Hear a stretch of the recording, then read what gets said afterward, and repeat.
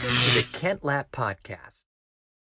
Back to kids and social media. Do you have an internet filter at home, or do you just have straight internet? How do you handle that? Our router is straight internet, Okay. but everything connected to it has filters on it. Even our Netflix, anything. Okay. You have to have. So like the filter is in, like you would go into like Netflix settings and do some sort of a filter there within Netflix. Yeah. Okay. Yeah. Anything that is R or above, you have to put in a code. Yep. And I know that code. Nobody else knows that code. Oh yeah, like the 4-digit code on Netflix. We have that too. Yeah. We have, our oldest is 10. So if something is PG-13 or worse, I think they need a code. I think they might know the code, but I mean, they're young enough. It's like they don't, that stuff would be boring to them. So we haven't really had to deal with that. But it's something that Mariana has brought up a couple of times, is like internet blockers and stuff like that, filters. And we just have straight internet. And I definitely have my share of sins and temptations, those types of things.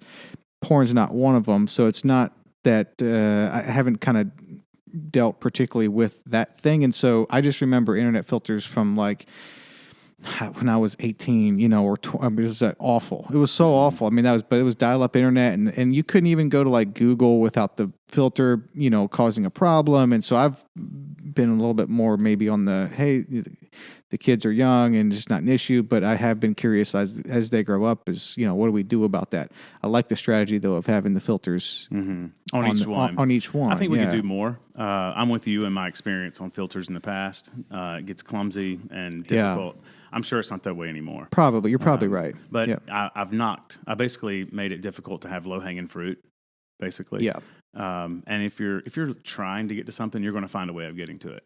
Yeah. Exactly. That's my philosophy too. And so I would rather take those opportunities and walk with my kids through them. So there's a lot of times my wife and I, I'm sure people won't like this, but our kids know, like, your phone is really ours. And we always have to have your passwords, and we're going to look at random times, through everything that we find, deleted pictures, history, or a clean history. Yeah, that's a concern. Right. And so and we just deep dive into their messages, text messages, social media history. Yep. And that's just a way of trying to learn their digital footprint. Yeah. And use that for teaching points and, being able to parent. Yes. In those situations. Did I get it correct? You also have an 18-year-old son? Mm-hmm. Okay, you have an 18-year-old son, 16-year-old daughter, 14-year-old son. Mm-hmm. Okay. So for the 18-year-old son, even the 14-year-old for that matter, are you seeing a difference with how guys and gals relate now as opposed to, how old are you? I'm 41. Okay, you're a little older than me, but still I feel like back when we were kind of growing up, it probably was pretty similar just as far as that day and age and everything. Are you noticing it's different now? And the reason I asked was, so our oldest is 10. He is in 5th grade, so he went into middle school this year, and he made there was one, I don't know, in the course of like a couple of days, he made 3 friends. One of them was a boy and 2 of them were girls, but they all kind of knew each other. And I think the girls actually emailed him wondering if they could be friends. And of course he was all about it because, this was all virtual. And now he's like, oh, he has friends from his school. And it really wasn't like a boyfriend-girlfriend thing. And then another boy. And so it wasn't, so he had some communication with these kids.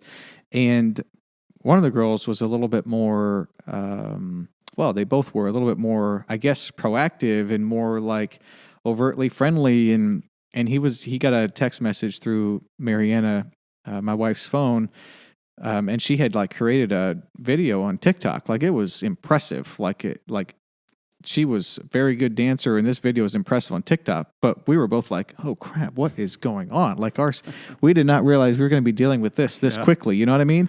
And it kind of felt like back in my day, I guess the girls tended to be a little bit more reserved, and it was the boys' role to pursue and to go after, and to kind of put yourself out there. And all of a sudden, we're experiencing a little bit different. We're like the girls are the ones going out, putting themselves out there and like being a little bit more aggressive and overt and direct and those types of things.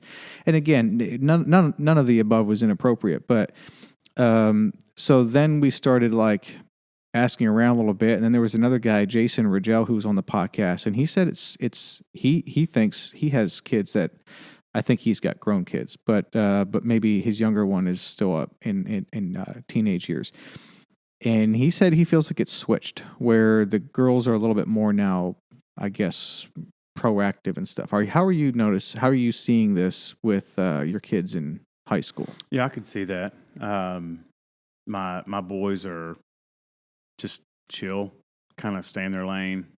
I don't know that they walk in a room and try to be the big deal or wonder who is the big deal. They just go in, sit down, find their place, and get to work. I mean, they have fun, but like my 16-year-old girl, she is the life of the party. Like, she's a blast.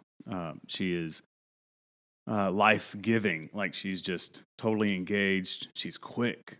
Man, she's quick. She's real witty,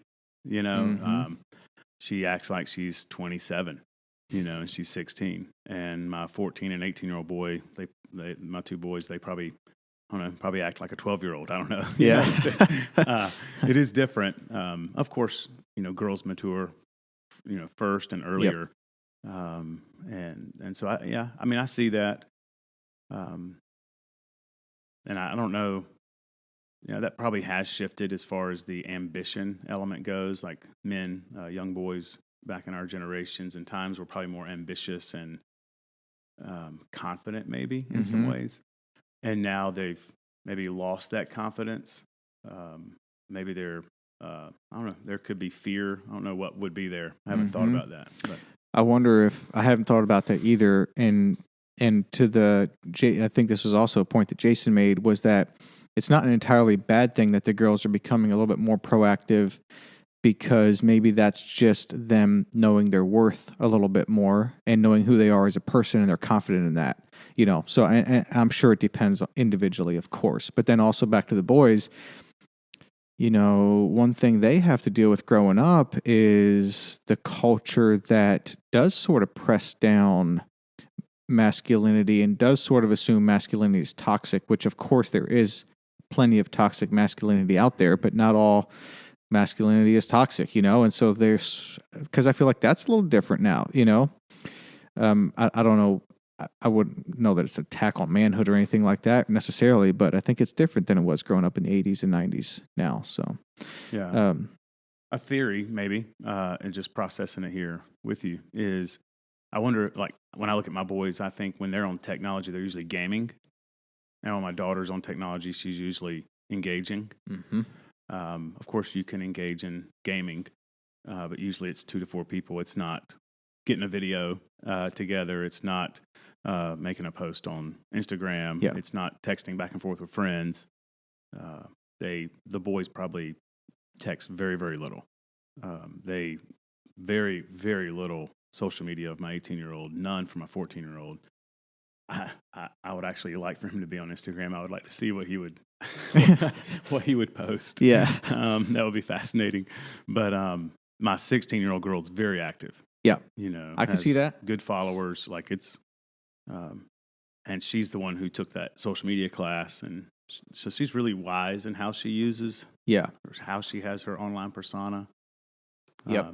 So I wonder if that kind of carries into real life, into the classroom, for instance, where boys are kind of just in that room for 1 to 4 people, kind of like a game. Yes. And the girls are just more social butterflies because of that engagement that goes on back home while you're on social media. That's a very interesting thought. I mean, gaming is such a big deal now for boys, and I just never got into video games. I mean, we were Mennonites, so we didn't have TVs, but we did have computers later and did play some computer games. But by that point, I was old enough, and I just never got into it. So with like our 10 and 8-year-old son, I mean, Xbox the thing. You know what I Mhm. mean? Like they'll play Xbox over watching a movie, or I mean that's their thing. So, do you have, say for like the 14-year-old, do you have an amount of time per day that you'll let him play the Xbox or video games? Yeah, typically there's zero playing games during the week, Okay. and then on Saturday after 12. Oh, okay. And that's Gotcha. Afternoon on Saturday. That's for all the kids. Okay. Yeah, without special permission, and that's very rare. And usually we look at their current GPA, their grades, Okay. their performance, and that's even before they even get to go play with the neighbors. It's like, hey, I want to go play basketball with the neighbors. I'm like, well, let's look at your grades. I mean, I like that. we're tight. When you start thinking about paying for college for kids, Right. that GPA matters a lot. Yeah, it does. How about Sundays? Any game time on Sunday, Xbox time or whatever? Limited. I try to be chill and relax with my 18-year-old, more Sure. freedom. He works a lot, and he deserves to rest a lot on Sunday. And kind of let him just choose for himself. Yeah. It's not that I'm passive. It's just that I'm wanting him to kind of go ahead and kind of start living that college life of freedom. Yes. And then throw in kind of soft parenting nudges along the way. Yep. Without hard restrictions on like a 14-year-old would Yeah, have. totally agree with that philosophy for sure. Mm-hmm. Well, thanks for indulging me on my curiosity on that. Like I said, the oldest is 10, so I'm all ears when someone has kids that are like your kids' ages. Yeah. How you handling the internet and social media and gaming and all of those things, man. I mean, it's becoming increasingly relevant, and we're into it now. I mean, he's getting a TikTok video that this girl put together. Yeah. Like it's That scares happening. me. Yeah, the TikTok stuff scares me. There's certain apps we just don't tolerate. We don't. Yeah. We don't have time for that kind of stuff. But Yeah. can I ask you a question? I know it's your podcast. Please. Can I interview you about something? So you said you're Mennonite. Yeah. Okay. Well, you were Mennonite. Yep. Where did you grow up? Upstate New York. Okay. Yep. Grew up in upstate New York, and my wife was from Lancaster, Pennsylvania. Okay. So she grew up Amish, like the legit Amish. And all of her siblings, she's from a family of 9. When they all turned 16, it wasn't exactly 16, but for most of them, when they turned 16, they left the Amish and then joined local Mennonite churches. So you have the Anabaptist umbrella, and in the Anabaptist, you have Brethren, you have Amish, you have Mennonites, and there's some more in there. And like you would know, the Anabaptists kind of broke out in the Great Reformation, and but her parents are still Amish. So when we started dating, that was I drove my Yamaha R6 crotch rocket into an Amish house, and in the driveway, and took off my leather stuff and walked into the house to date their daughter.